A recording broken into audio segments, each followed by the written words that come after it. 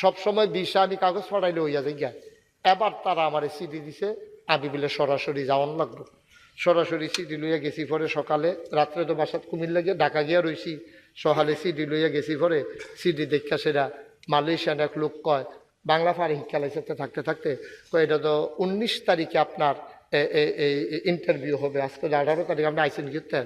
আমি কই ভাই, আমি মালয়েশিয়া না গেলেও 19 তারিখ আর আইতাম পারতাম না, ভাল লাগলে আমার নিতেন পারেন, না ভাল লাগলে নাই।